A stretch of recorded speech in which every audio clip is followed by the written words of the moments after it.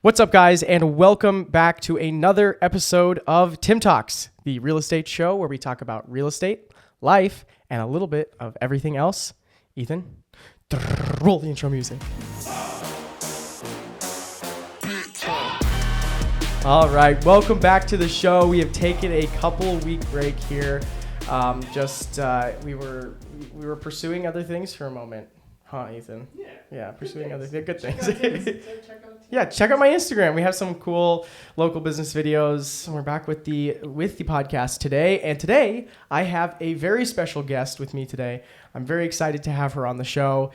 Melanie Mock, professor, home seller, and author is here today with us. She's been a part of my life in a variety of different ways. First, as a professor of mine at George Fox University, a university we talk about quite often on the show because it is here in Newburgh. So first of all, she was a professor at George Fox University and was, I will say, I don't say this about every professor, was my favorite professor at George Fox. In fact, actually, she was one of those professors that I took extra classes from her, even though I didn't need to take those classes just because I wanted to be in the class. Also, one of my best friends, Antonio, we agreed that we always had to take one of her classes together or else we could no longer be friends. So it was a twofold thing. But yes, so she was a professor of mine at George Fox and then a client of mine. So right. we connected down the road, and I actually ended up helping sell your parents' house. Right. And it went smoothly pretty much for the most part. Pretty much, yeah. It was a great sale. Yeah, we were right in the middle of the market shift, so that was awesome. Everyone was just this was back in August and July and August when everyone was kind of freaking out with the market changing.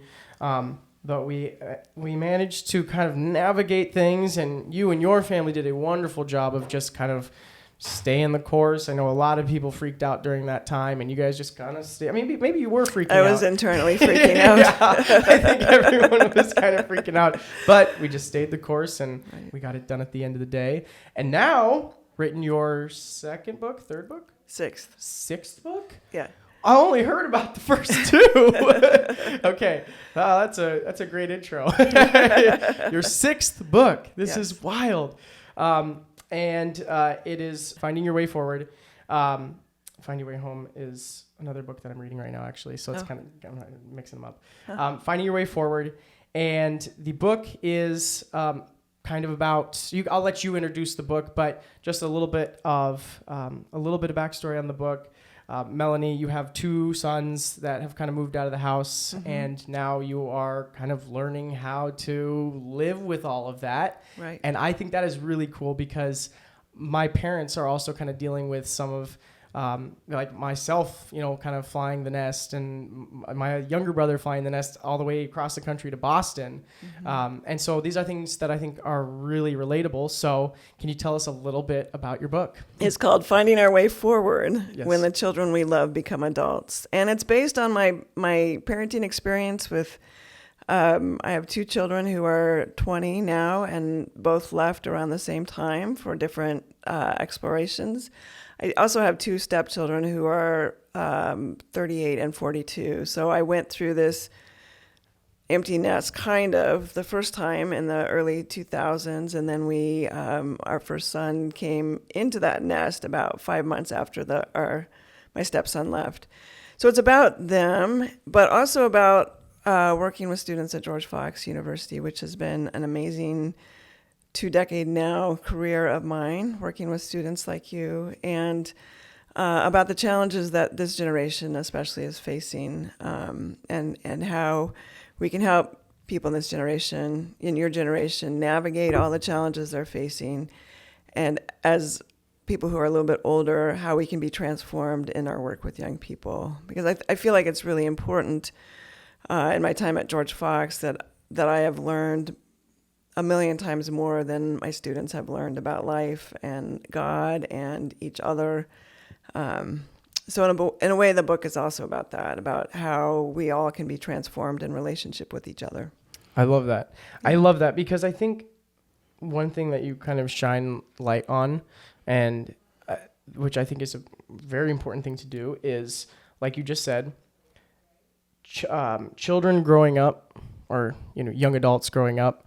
And this time it's so different because, I was actually having this conversation with my mom the other day, and she was telling me about something. And now I don't consider myself a kid anymore. I'm 24 years old, but I'm still a young adult. Right. And so there's still things that I am, my brain isn't fully developed yet. I know that. I was chatting with my mom the other day because I am planning a wedding for my fiance and I. And she was telling me about things that she and my dad did 35 years ago. And she was telling me, how they spent $10,000 on the wedding and all these things. And that they were doing back then. And I got a little frustrated with her because I was like, Mom, $10,000 back then is like $30,000 now. The things that you guys did back in the day, we can't do now. Right. And life is different, Yeah. And that's just, one small snippet, in terms of, it's our wedding, right? But we're talking everything, right? How social media has changed the lives of, young adults, youth, whichever age. 5-year-olds are on TikTok now.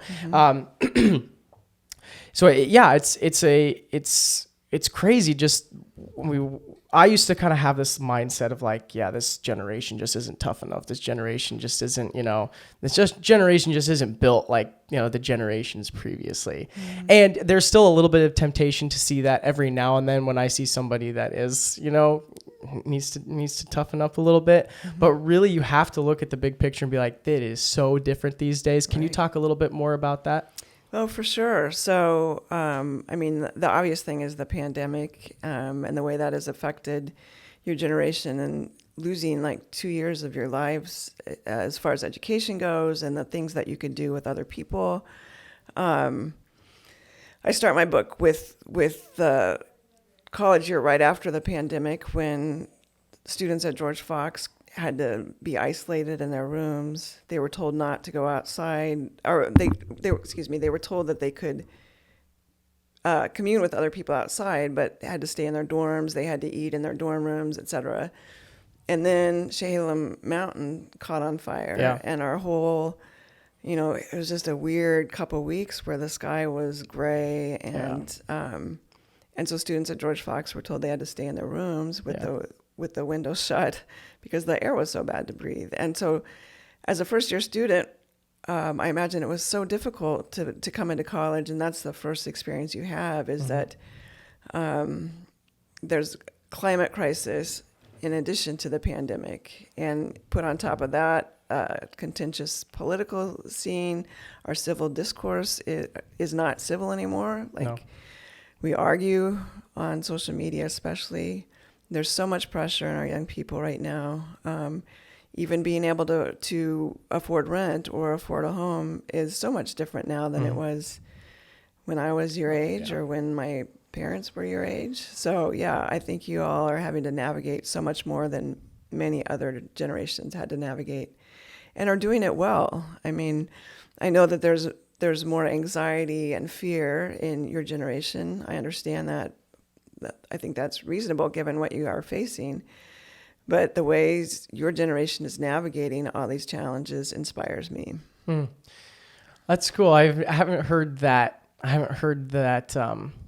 Usually it's about all the things that our generation is doing wrong, all the things that our generation is falling short in. So to hear, actually, maybe there are some people out there that think we're doing all right. That is pretty cool to see. For sure. That is pretty cool to see because I think there's a huge focus on the toxicity that our generation, is putting out there and that is also kind of subject to. This is, maybe TMI for the podcast. We can take it out if we need to, but it's just part of the conversation. I was chatting with Jaden Sheffy the other day. He and I have remained really good friends, and I actually helped him buy his house. So that's right.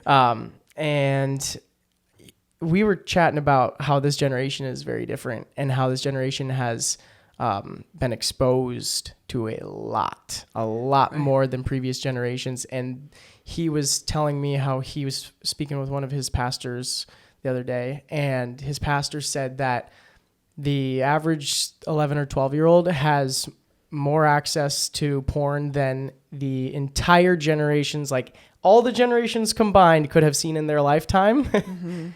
that a child has access to that at their touch of their fingertips, you know? Right. And so it is, yeah, I mean, when you kind of start to think about it, you start to go, wow, we kind of have the odds stacked against us. So it's cool to hear somebody come from the outside and say, hey, you guys are doing all right. Yeah, for sure. And actually, Tim, you actually play a big part in my COVID experience, because I still remember on March 12th, 2020, when the university got shut down, and you came to class the next day completely devastated that your whole track season was gone. Yeah. I think I'll remember that forever, because I felt so much empathy for you and the losses that I knew you were experiencing then. And I couldn't have fathomed when I was in college having to navigate that. And yet you worked through that. I know that you were super disappointed, but still continued to run and work hard and come back to have success the next year. So, I mean, that's an example of the kind of resilience I think that you guys have developed in yourselves, because you had, so many bad things happen to you, and yet so many of you have risen out of that negativity and are having very successful lives. Yeah, and I think that one thing that I can point to in the midst of all of that was, and you mentioned, there's so much divisiveness. I agree, but I also think that there are small pockets where I'm seeing more unity than I've ever seen. Right. And that was one of those times, because had I been completely alone in that and unable to do anything, I probably would have just, I don't know what would have happened. I would have just not been able to handle it. But there was a feeling that we were all in it together. But there was also Antonio and Jaden were in that class with me at the time. And for those of you that don't know, Antonio and Jaden are two of my really good friends. And we were often in Melanie's class together. And the evening before, when they had canceled everything, we had a writing assignment we were supposed to do for you. Mm-hmm. We were supposed to read a book. And we were going to read a book and watch the movie, because we weren't ready to read the entire book. And the movie, it was Moneyball. I remember that. Oh, yeah. Yeah, okay. It was Moneyball. And so we were going to supplement with the movie as well. And then we got the news that everything was kind of shutting down. We were done. And yeah, you're right. It was absolutely, I was crushed, because I thought this was the year I was going to make it to the national championship. And I had done, I'd been running for 7 years at this point. It was kind of the culmination of all that hard work, and to just kind of hear that it was, withering away in 1 second. I was also just frustrated because I didn't understand why. I didn't understand the depth of the situation. I was like, this doesn't make sense. Why are we doing this? Mm-hmm. In the moment, it was really horrible. But I just remember sitting in that room we were in a classroom downstairs in Newland. There's that classroom that's there. And we were just kind of sitting, we thought the world was ending. We actually did. Mm-hmm. And we just kind of sat there. We were just like, hey, the world is ending, but we got each other. It was like this cool moment. And we just kind of spent the entire evening together. And then the next day, you were part of that as well, because I remember going to class. Number one, I was just, like you said, distraught, devastated. But I also was like, we haven't written a word. and we didn't read the book, and we didn't watch the movie. And I remember getting to class and going, Melanie, we haven't done anything. And you were so understanding in that moment. I couldn't believe it. I was like, she's not going to kill us. She said, it's okay. I understand. It's been, really tough. And so it was those moments, those little pieces, those little moments where I think it does bring out a little bit of the beauty in humans, where we are all going through some pretty tough, but we all just kind of say, all right, well, let's rise above all the stuff that we have to deal with and all have to work with, and just be there for each other as humans. I think that is something that at the end of the day might end up saving us, because I think that's kind of the only thing that holds us together. So. Yeah, absolutely. Yeah. And you can see that happening, at George Fox in our classes, the way that people connect with each other. I've seen that happening in your career. The way that you connect with your clients is really beautiful. When you were selling my parents' house, the way you connected with my parents was tremendous, and I think changed the experience for them, which was going to be a really sad experience for them having to leave. and you just help them make that transition really well. Yeah. Well, it's what we've talked about on this podcast before, which is you have to care about the person before anything else, right? When you're doing anything, when you are teaching students, when you are coaching athletes, when you are selling houses, the person has to come first, and people can see right through that. And I've had professors that it was about the curriculum first, and I've had professors that it was about the people first. I think that was something that you always was very, like, that's what always drew us to the class, was because it was people first. So, I absolutely loved that. So, by the way, shameless plug, I'll say this a few more times before we end this. Go pre-order the book. What's the official release date again? February 21st. February 21st. Okay. Go pre-order it. Amazon, Barnes & Noble. Or your independent bookstore. Okay, yeah. What was the most challenging piece of writing this book for you? Oh, that's a great question. Well, I'm not a parenting expert, I'll say that. And the book isn't about expertise or how to parent. It's more using my story as an exploration for how we can work with young people. Probably the hardest part then was that I'm still in it with my kids. We went through some really, really hard years with them, and they're in a really good place now. But they're also young men whose brains haven't fully developed, and there's going to continue to be challenges that we'll have to navigate together. So that was probably the most difficult part. Okay. And just having my kids are doing great, but they're thousands of miles away. And so when I'm writing their story and they're not home to talk about it, that makes it more difficult. Yeah. I have their permission to write their stories, but they're like, wait, what? Yeah. What is this? Yeah. And so probably the most heartfelt chapter is about my son, Benjamin, who went to George Fox for a year and then decided he didn't want to go to college and enlisted in the Navy, which for my family has been a huge challenge because I'm a Mennonite, my husband's a Quaker, and we're both deeply pacifistic. And having a son who's telling us that he's called to be in the Navy was a huge challenge. And we had a lot of late night conversations and a lot of tears, and coming to the point where I realized that my kids may be called to things different than what I imagined for them, and that those callings can still be worthwhile, and that Ben may have different values than us, but underneath all those values is a sense that we can do good in the world and we can be a light in places where there is not light. So that was a hard chapter to write, but I think it was a good chapter. And when I shared it with Ben, for him to see that I'm affirming his decision to be in the Navy, and it has really actually been helpful for me because I found this whole community of people I didn't even know existed in military families that I would have never, as a professor at a Quaker university, would have never interacted with probably except for my son. And it's just been, it's a miracle in the way it's transformed my heart in interacting with military families who have been so gracious and so hospitable. Yeah. To our family. It's been really wonderful. Neat. That is really neat.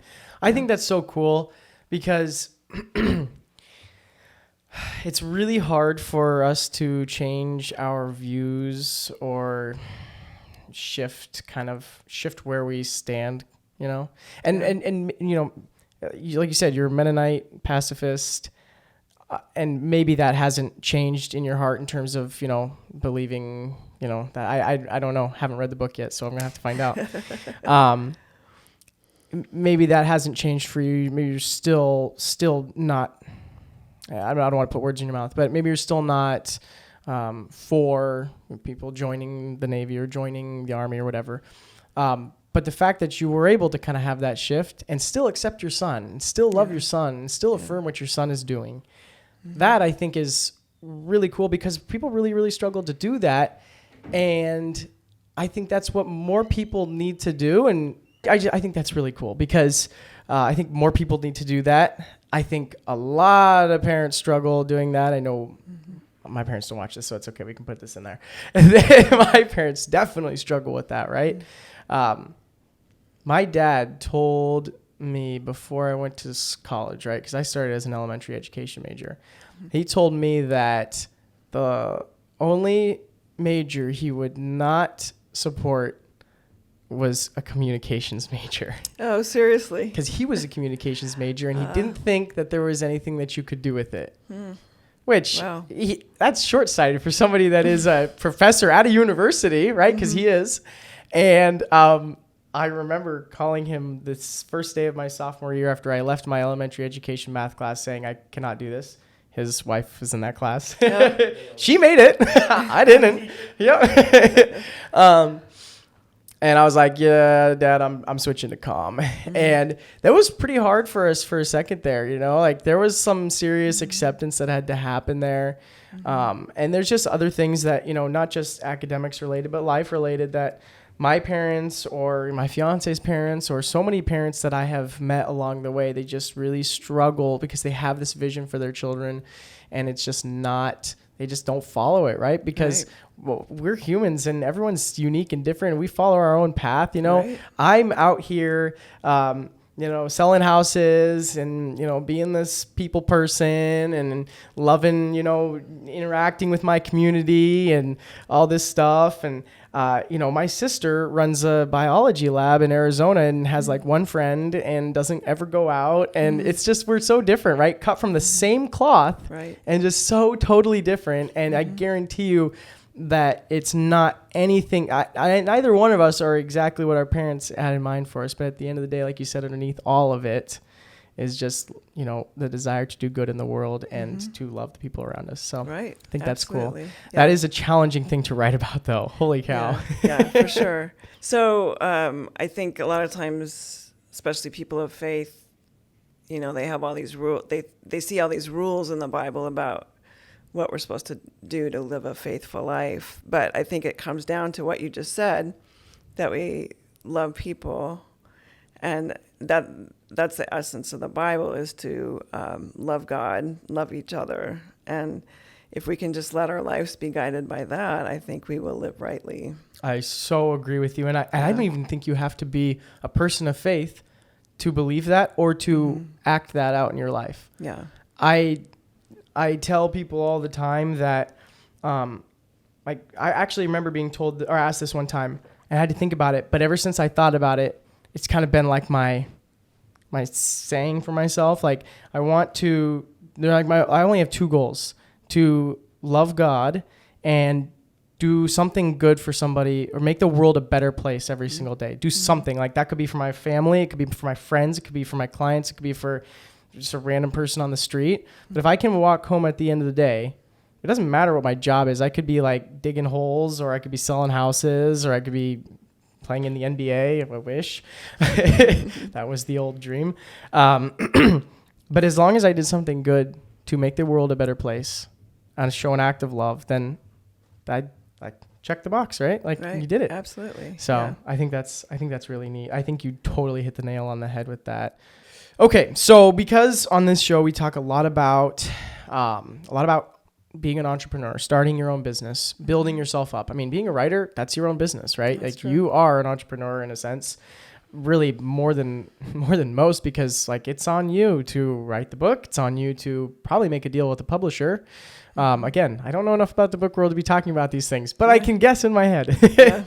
And so, and then you have to market the book as well, right? It's all you're running your own business. Right. So for somebody out there, because I know, some of the writers that I have met are fantastic writers, but some of them I've told them like, hey, you should write write and publish books.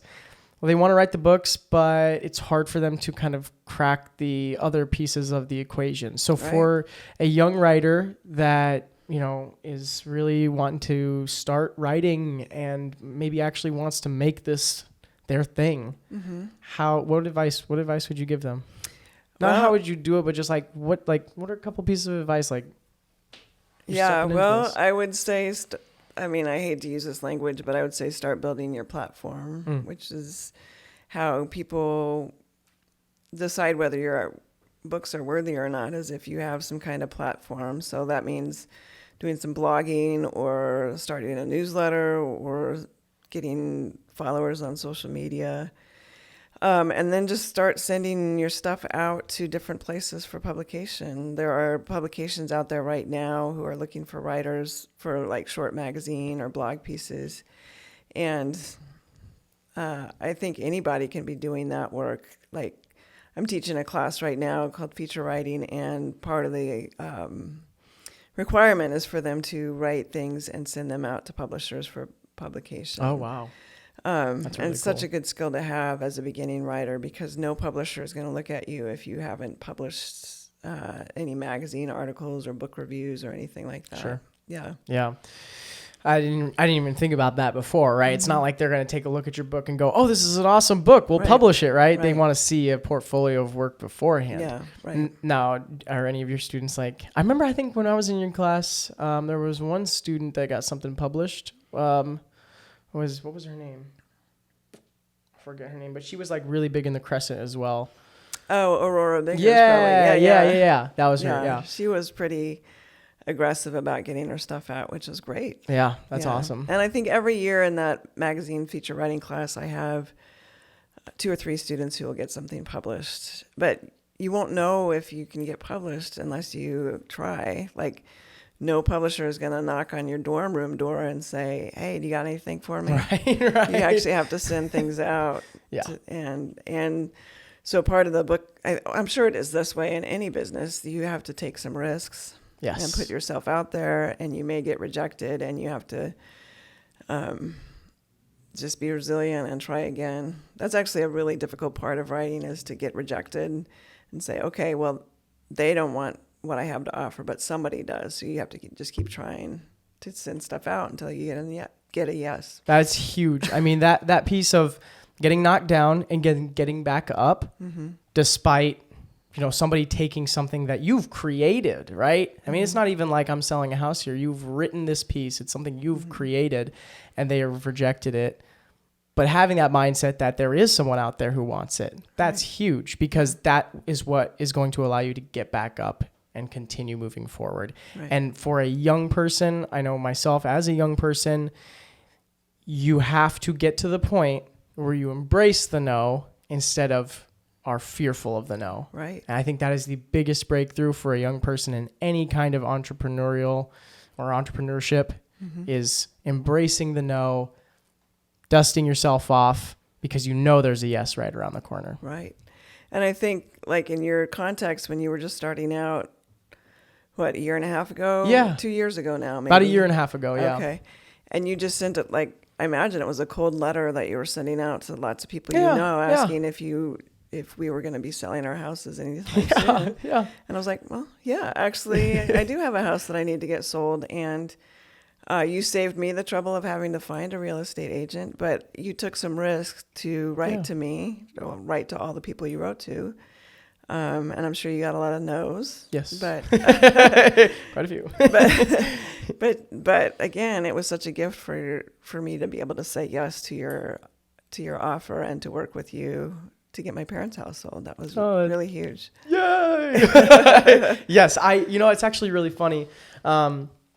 Because I had some clients at the time, but when you did respond to my email was really towards the beginning of my career, because it wasn't until further down the road, like it was about 6 or 8 months before we actually did anything from that point forward.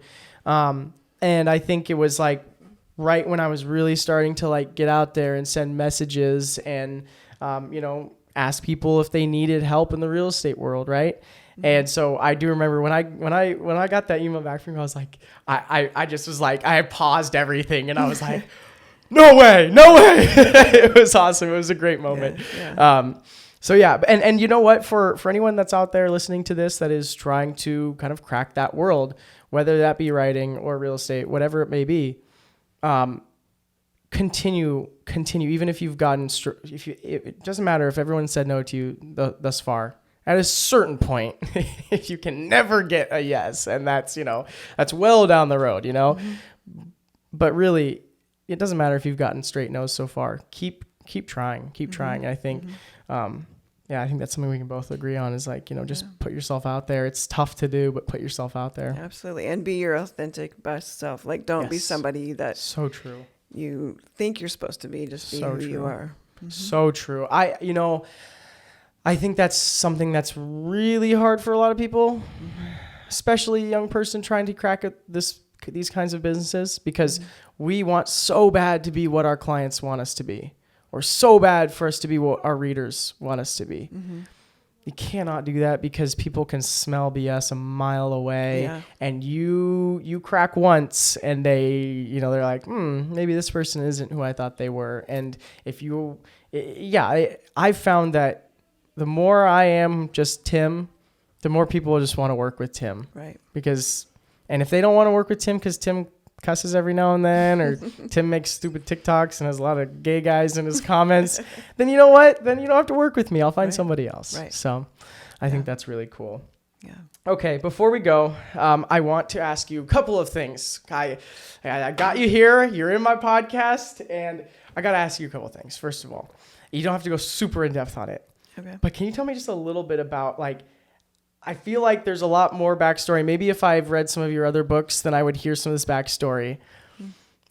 Being a Mennonite, but you don't really live the Mennonite, like the traditional Mennonite lifestyle. Maybe that's incorrect. Maybe you are living the traditional. Maybe I'm mixing Amish and Mennonite. I don't know. Yeah, you are. Okay, there it is. So like most religious denominations, there's a spectrum from very conservative Mennonite and like more towards the Amish. Amish and Mennonite are related. Okay. The Amish are a schism from the Mennonites. Okay. So there's very traditional Mennonites who, like, the women would wear head coverings and dresses, and there's a group of Mennonites who don't.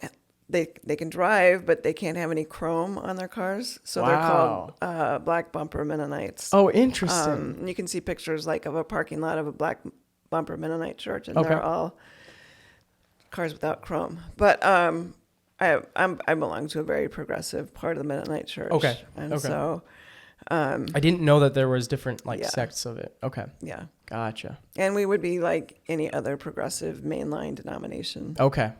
Interesting. Yeah, because I mean, I've seen some of your Twitter stuff before, and it's always been like the funny Mennonite stuff, you know? Yeah. So I didn't know if you had kind of like deviated from that and were like, consider yourself a Mennonite, but continued to, consider yourself a Mennonite, but are doing things that the Mennonites would not do. I don't know. Okay.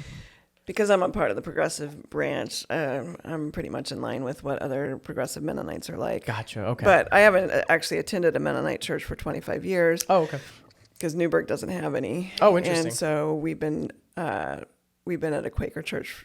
We were at one Quaker church and now at a different one for the last 5 years. Okay, cool. Well, thank you for answering that question, because I've always kind of wondered, because I've always seen, the Mennonite jokes on Twitter, and I didn't know if Mennonites like use social media and stuff like that. Mm-hmm. I guess there was definitely some mistaking Mennonite for Amish and back and forth. Right, but I did a conference presentation in this fall about Amish people actually on TikTok. So they are finding ways to hide cell phones and using them to do TikTok dances and things like that. I listened to that. I found that so fascinating. Mm-hmm. Because you had the podcast episode about that. I thought that was crazy. Yeah. And I've seen a couple things here and there about that. So, okay, one last question for you. Mm-hmm. You got to give the people what they want. What is your favorite essay that Tim has ever written for? I don't know if you remember any of them. The one I remember best is you writing about the American flag and the conflict that you had with your father. Was it your father or both your parents about the American flag? Yes. I was hoping you'd say that one. Yeah. Yeah. It's the one that I remember the most. Yeah.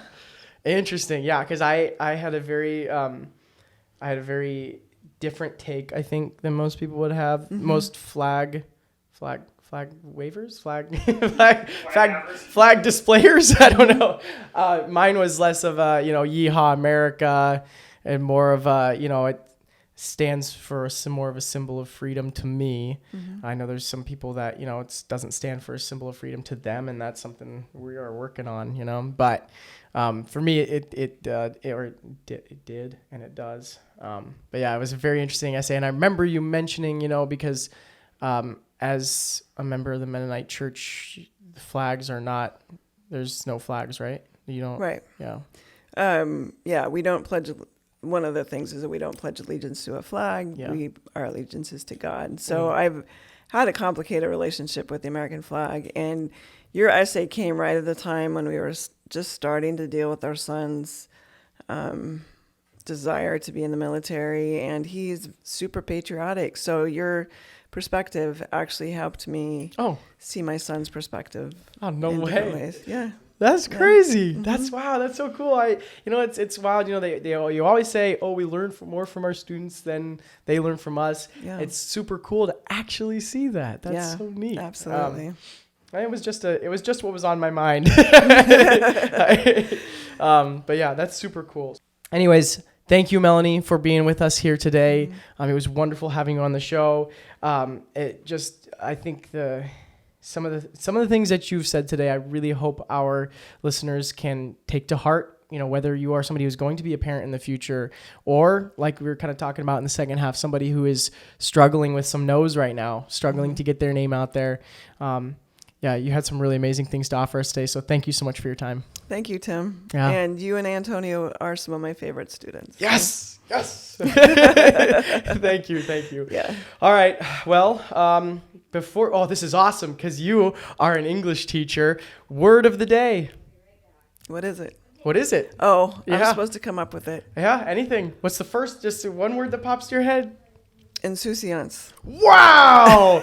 That's the craziest one we've ever had on this show. It's like Twitter. Yeah, wow.